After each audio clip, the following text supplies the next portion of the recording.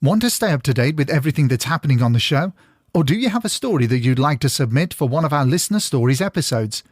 You can get in touch with the show via the website at www.hauntedukpodcast.com, on Instagram at hauntedukpodcast, on X at hauntedukpod, or you can email us at contactus@hauntedukpodcast.com. We're also on Facebook and TikTok. And if you want to support the show, you can do it via either Patreon or Ko-fi. Both platforms have exactly the same content, but work in slightly different ways. One of the advantages of Patreon is its sleek user interface, but if you want to avoid those pesky additional charges Apple, Google, and Patreon apply to your subscription, then why not give Ko-fi a try? Simply open a browser window and type ko-fi/Haunted UK Podcast. That's Ko-fi/Haunted UK Podcast, and you'll soon find us. Whichever platform you choose, we're sure you'll enjoy the bonus content. Thanks for listening, and enjoy the episode.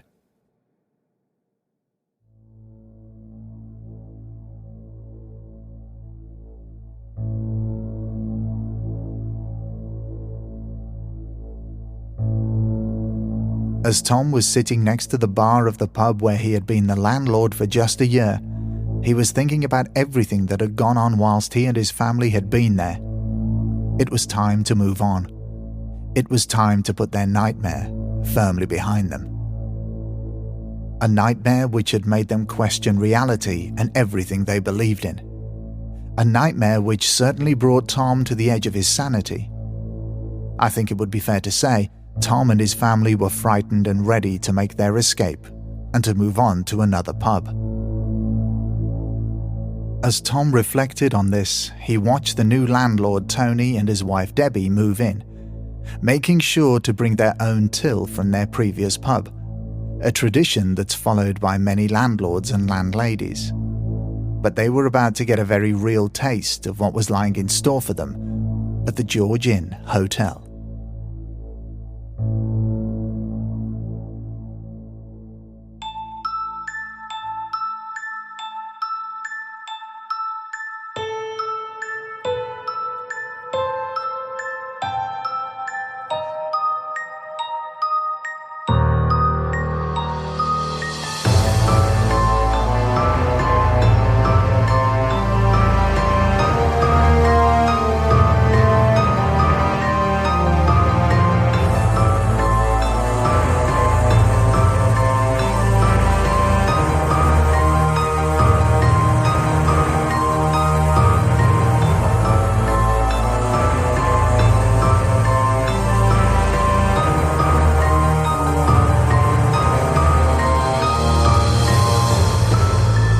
This is episode 36 of the Haunted UK podcast, and in this episode, we're going to hear about the haunting of the George Inn Hotel.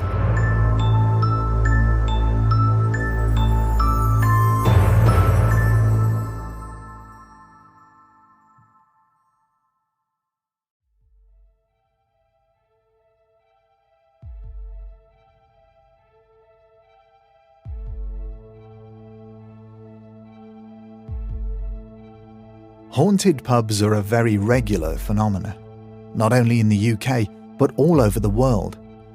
Many have been around for hundreds of years and have seen their fair share of violence and death. And with all of the various customers, landlords and landladies which have come and gone, it's no surprise that many of these historic buildings have the reputation of being haunted. The George Inn Hotel was one such place in Preston in the north of England. Unfortunately, the inn and its surrounding buildings have long since been levelled for development. But that didn't stop previous landlords, landladies, employees and customers from coming forward and retelling their stories of first-hand accounts of the ghosts of the George Inn Hotel. It's the stories from two landlords and their families that we'll hear about in this episode. To warn you now, they are unnerving, chilling and at moments utterly disturbing. We'll rejoin the story with Tony and Debbie positioning their till carefully in its place on the bar, feeling excited about their new venture. Meanwhile, Tom, the outgoing landlord, sat on the other side of the bar watching them bemused.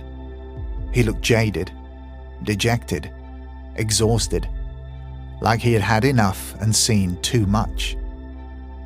As Tony and Debbie were arranging the till, it sprang to life, spewing out of his seat with an aggressive force, which both stunned and knocked them back. Strangely, it wasn't even plugged in. Tony and Debbie gasped and looked across to Tom in confusion, but little did they realize this was a usual occurrence for Tom, and he duly stood up and sniffed, "You're welcome to this place." Around 12 months before this happened, Tom and his wife Anne and their 2 teenage sons had moved into the George Inn Hotel to take over the running of the establishment. They had years of experience running pubs, so this was just another rung on the ladder. But this was to prove something completely different. The pub was at least 300 years old, and the land it stood on had seen the Battle of Preston play out as part of the English Civil War. There were mass graves found, as the area was going through various stages of development throughout the centuries, and there were also many gravestones unearthed. Mass graves weren't marked, so these stones must have been from a more recent time. With so much history in the immediate area, was it possible that something could have made its way into the George Inn Hotel? For around 6 years from the early 1990s, the pub had been getting somewhat of a reputation of being a little strange. Outgoing landlords would tell of strange goings-on emanating from all areas of the building, and incoming landlords would learn the hard way that the paranormal phenomena which had been present there wasn't a joke. Tom was also to prove a very different landlord. He'd been aware of a very sensitive side to his own mental makeup for many years, and it was this sensitive side that would directly tune him in with whatever entity or force occupying the pub was, provoking his family, staff, and him. Mostly him, though.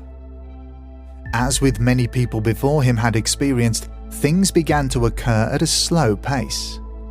Keys would go missing, only to turn up in another room. The pub's bank book had a habit of moving around the building's many rooms, causing frequent mad dashes and hunts to try and find it. Bar staff would also tell of uncomfortable situations occurring in the cellar, in the bar and lounge after closing when the pub was being cleaned. One barmaid had a very strange experience with a large multi-CD cartridge player, which was located in the cellar. It controlled the background music which was played throughout the pub and had been loaded with various CDs. The barmaid, Muriel, made her way downstairs to change the CDs over, a job which she'd done many times in the past, and it always went without a hitch. But this time would be very different. She felt that the atmosphere in the cellar quickly turned very oppressive. Cold, something she'd never experienced before. With some apprehension, she finished loading the machine with discs and started to walk away, when it suddenly started ejecting every CD, with great force across the cellar. Dozens of discs were flying across the room, sending Muriel into a panic and causing her to run as quickly as possible back upstairs and into the bar. Things seemed to intensify when Tom was around, as if he was somehow causing the phenomena to increase in frequency. However, the worst was yet to come. It was dark in the early hours when Tom finally came face to face with what would eventually drive him and his family out of the George Inn Hotel. Tom was woken by the sound of a banging door. Then another one, and more continuing throughout the pub. Initially, Tom thought that it was his eldest son getting ready for work, as he started at a very early hour. But there was no way this was his son. It was too early. Tom got up out of bed and tried to calm their dog down, which was now at the bedroom door, frantically barking.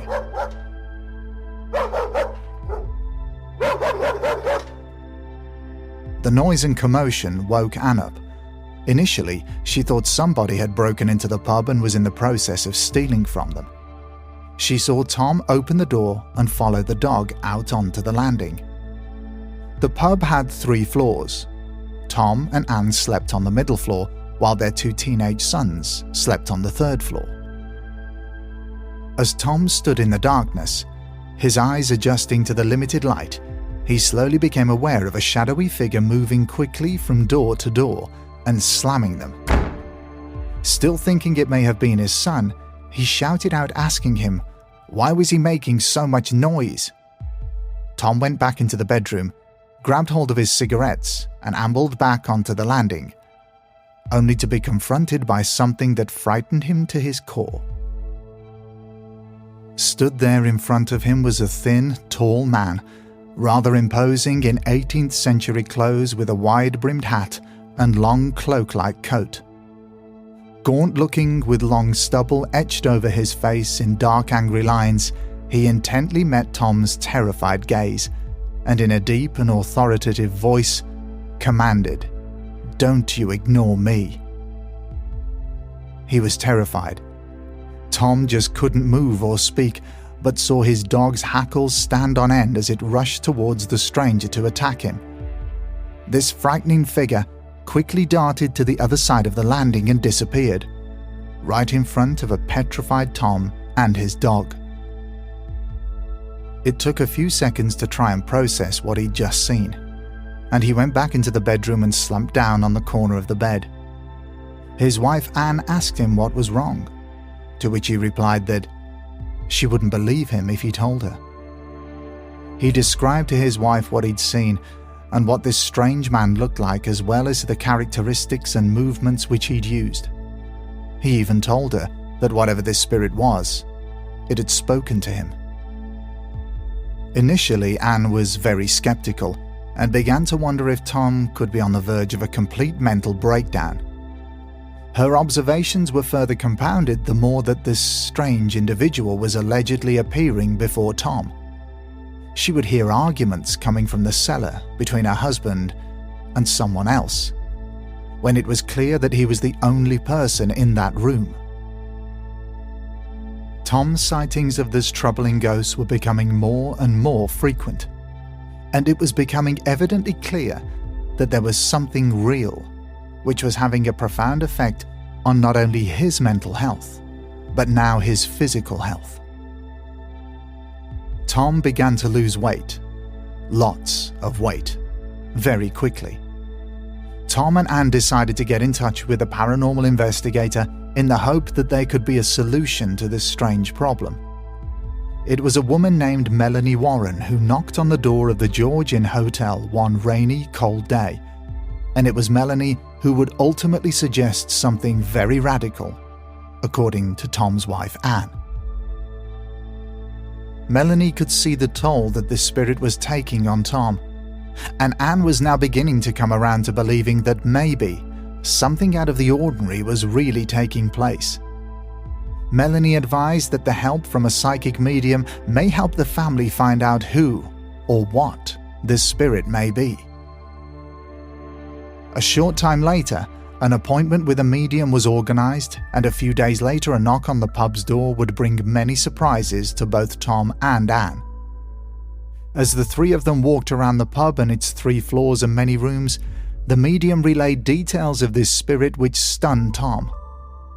How could this woman know these things which had happened to him? And how was it that she could describe this individual so accurately to both him and Anne? It soon became apparent that according to the medium, she wasn't strong enough to control this entity and help it to some form of peace. She believed that this spirit was crying out for help. It wanted to cross over. It wanted to rest. And it was using Tom as a type of paranormal punchbag to try and get its message across. The medium then suggested that a seance and a cleansing ritual be performed to try and help this spirit find peace. But she'd need help. Another date was set up, and on that particular day the medium was joined at the George Inn Hotel by a young man and a middle-aged woman. These two individuals were also psychic mediums, and it was hoped that their combined abilities would help send this troubled entity to the other side. Tom, Anne, and the three mediums made their way to a room in the pub which had been prepared for their arrival. In the room was a table with chairs for all of them, and as Tom went to sit down, he was told to go around to the opposite side of the table and to sit down on a chair with his back squarely up against the wall. He was then told to sit on his hands and not to move under any circumstances. He was told that if the spirit became angry or scared, it may try to take him over and possess him in order to speak through him. Both Tom and Anne sat next to each other with the three mediums sitting opposite them, and it was then that very strange things began to happen. The two female mediums began to take on the voices, characteristics, and even some of the physical features of two young girls. They began to speak like young girls. Their mimicked laughter was particularly disturbing. But it was the male medium who really made them feel incredibly uncomfortable. As Anne was concentrating on this medium, she noticed that Tom was beginning to rock back and forth, something that she'd never seen him do before. Focusing her attention back onto the male medium, she was shocked to see this 27-year-old man almost instantly change his facial features to that of a man in his late 40s or early 50s. How was this possible? As this strange transformation continued to take place, it was becoming more and more obvious to Anne that the face she was looking at was the face of the spirit which had been terrorizing Tom. He'd described in detail to Anne what this entity looked like, and there he was, staring back at them, at their table. Anne's skepticism soon melted away as she witnessed this strange phenomenon taking place right in front of her. But it was what Tom witnessed which completely convinced him that there was much more going on in the George Inn than just a regular haunting. As he sat there, he became fixated with the wall at the rear of the room. He noticed that it began to transform into a mass of swirling color. But he wasn't the only one who could see this. All three mediums were also aware of this. But what did it signify? Anne couldn't see any of this, but she was amazed as she watched Tom and the three mediums follow what they said was a bright light move towards this wall of color. As the light seemed to be absorbed into the wall, the colors faded away, and everything returned to normal. Anne was amazed to see Tom sobbing, more in relief than in fear, but it seemed that whatever the outcome of this séance was, a decision had been made by both Tom and Anne to move on and leave the George Inn Hotel. But before they left and handed the pub over to the new landlords, Tony and Debbie, there were a few more surprises still to come. The first was the discovery of an item in the pub's cellar while some building work was taking place. Tom came across a gold ring in amongst the rubble with a name and a date engraved into it. Robert Clay, 1786. Could this ring have belonged to the troubled spirit who'd been making Tom's life a living hell?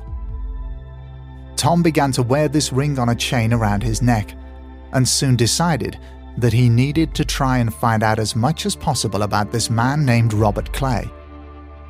Anne agreed to help him, and they both decided that their first port of call should be paranormal investigator Melanie Warren, who'd been instrumental in helping Tom when the disturbances first started to affect him.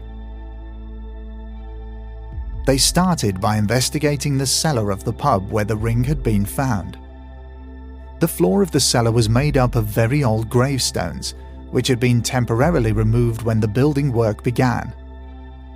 Their hopes of finding a possible clue on one of the gravestones, however, was quickly quashed when they found that all of the stones were so old their inscriptions had been worn away over time. So where to look next? Melanie identified the ring as being a bereavement ring, meaning that it had been commissioned and paid for by Robert Clay to be left there in memory of him. After much more digging by Anne, Tom, and Melanie, they found out that there was indeed a Clay family that lived in the area around the time when the bereavement ring would have been made. And in a strange twist of coincidence, the head of the family, John Clay, ran a house of correction which was situated directly opposite the George Inn Hotel. A house of correction was an establishment which predominantly dealt with the poor who had been convicted of minor offences. After their convictions, they would have been sent to a house of correction where they would have been put to work as punishment for their crimes. The work would usually have been hard labour, so as you can guess, it wouldn't have been a very inviting place. But even with this possible connection to the Clay family and the bereavement ring, they still couldn't find any records or mentions of a Robert Clay. Until they found a story which sent shivers down their spines. Their research unearthed the horrible tale of the murder of 2 young children whose bodies were never found.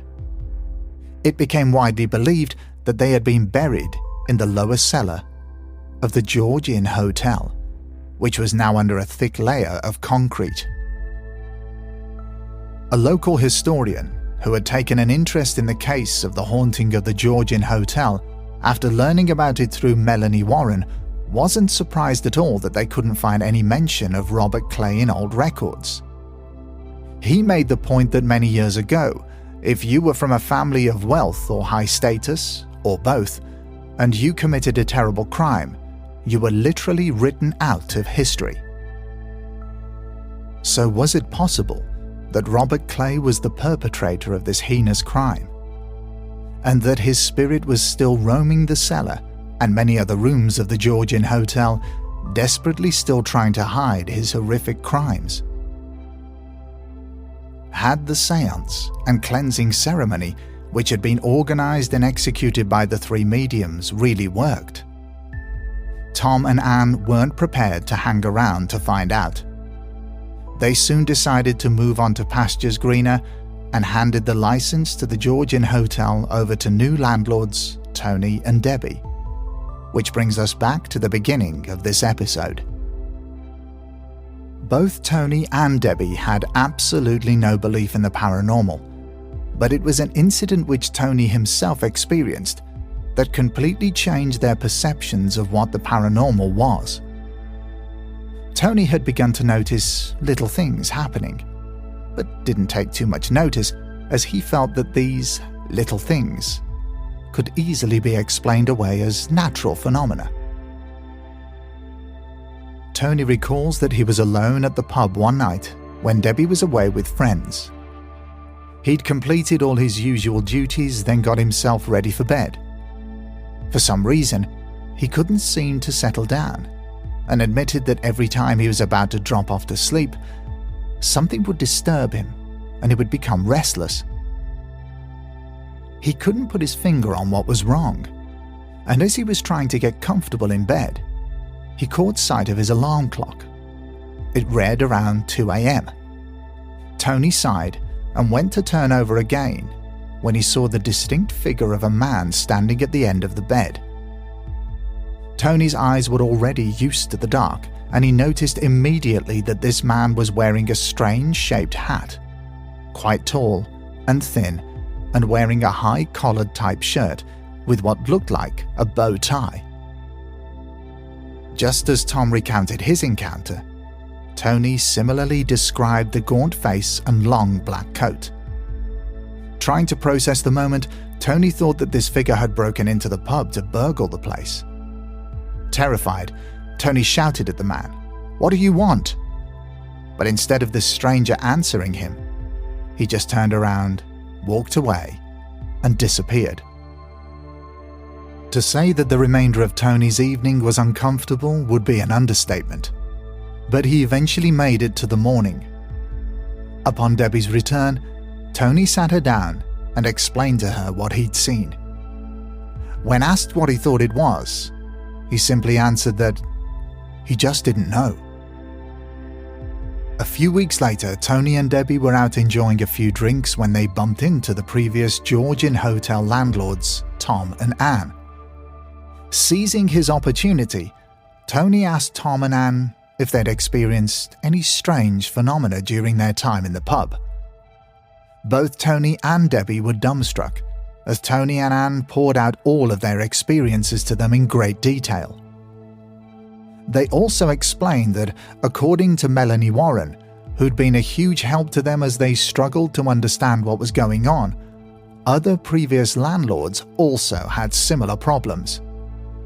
It seemed that many of them didn't last long at all before the spirits haunting the George Inn had driven them out. Many of them had not only seen the strange gaunt figure of a man, who could have been Robert Clay, but they also said that a woman in white was often seen wandering around rooms and corridors inside the building.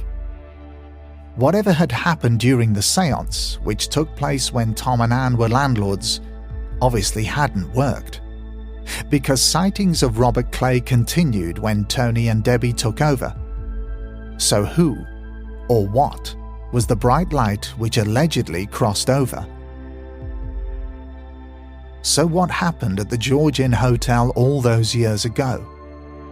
Did all these seemingly ordinary everyday people really see the ghost of a child murderer, or the ghost of a woman in white? Did their staff really experience poltergeist phenomena whilst working behind the bar? According to their testimonies, yes, they did. During my research, I found it incredibly difficult to dig up further testimony from other witnesses. So much time has passed since these experiences happened that it's quite possible that many of the people involved, such as Tom, Anne, Tony and Debbie, have passed away. The building is a memory that is now long gone, and it's such a pity that information about this series of hauntings isn't more available. But I did manage to find something of interest. The timeline seems a little hard to pin down with regards to the building work that went on in the cellar of the pub, but from the information which I found, it involved several builders who were working there for around 5 days. The original cellar floor was described like a cobbled road, and it was this floor that Tom and Anne wanted taking up and replacing. As the workmen began to break the cobbled stones apart, they came across a very large gravestone which was buried beneath. As already mentioned earlier on in this episode, the markings on the gravestone had been worn away to the extent that nothing was readable. But it was underneath this stone slab that the bereavement ring was found, with the name Robert Clay and the date of 1786 engraved on it. I'm going over this point again because I feel that there is an important factor about this whole case that could have been overlooked.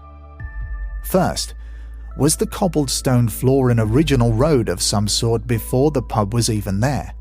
And if so, did it link to the main high street, which was a very popular carriage route hundreds of years ago?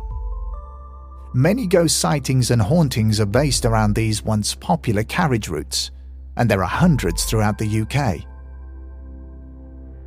With regards to the location of the gravestone, two possibilities exist. Either Robert Clay or someone else dug the cobbled stone floor up, buried the bereavement ring and the gravestone, then replaced the cobbles. Or both the ring and the gravestone were laid down before the floor was put into place. Either way, it must have been an effort, likely conducted in both secrecy and relative silence, so as to not alert anyone of what was potentially going on at the time.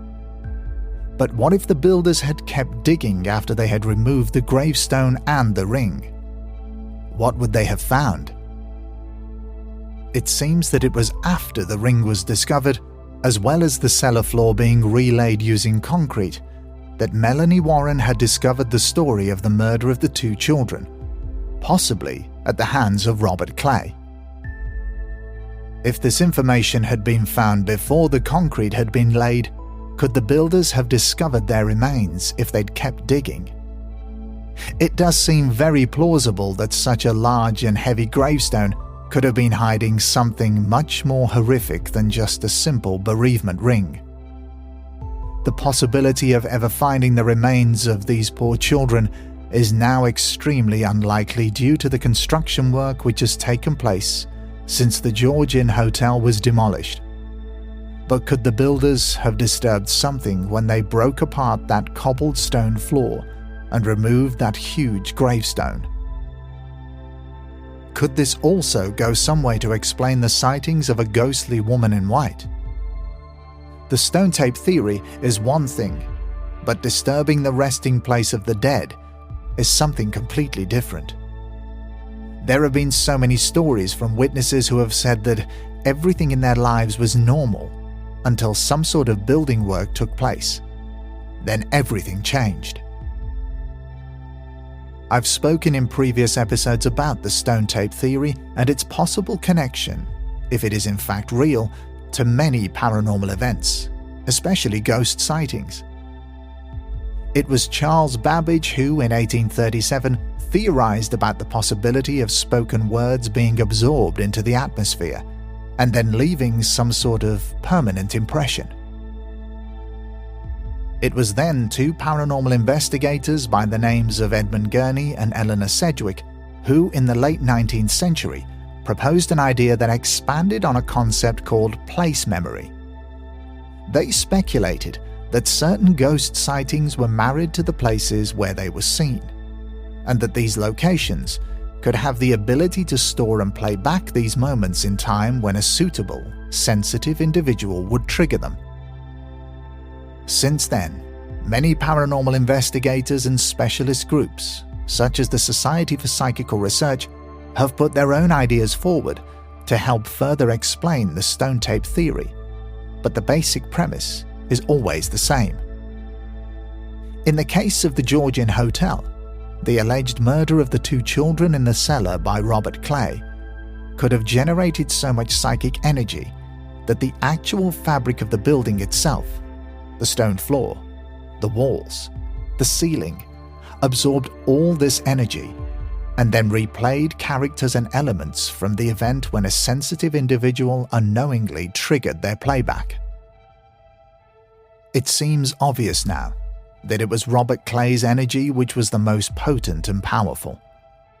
But does all this talk of the stone tape theory and place memory make these events any more real or unreal to the witnesses? I think I've said many times over the duration of this podcast as a whole that if you're in the right place at the right time, whether you believe in God or the paranormal or not, you may have an experience that could be classed as paranormal or unexplained. Unfortunately, the George Inn Hotel finally closed for good years ago. It was demolished along with other buildings, and for many years the land was left as derelict. Now, modern shops, offices and residential apartments sit on the sites of these once enjoyed community haunts. But if the stone tape theory is something to be believed, then wouldn't it be a very plausible possibility that the land that these new buildings now lie on may still have remnants of spirits, such as Robert Clay, stored deep down, just waiting for the next sensitive person to trigger them all over again? In many ways, this story feels incomplete. We're unsure of the ending. Yes, the inn was closed, demolished, but what happened in the years leading up to that? Can you, listener, help us update this chilling story? Did you ever frequent Preston's The George Inn Hotel?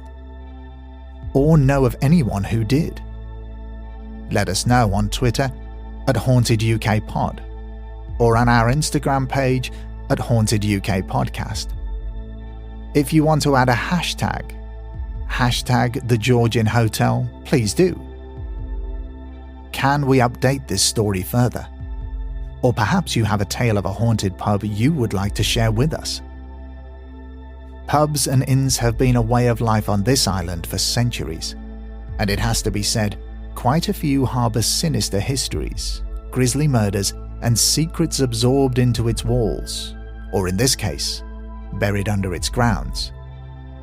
So be careful next time you breeze through the doors of your cozy local, because the next spirit you may encounter might be very different to the one poured into your shot glass.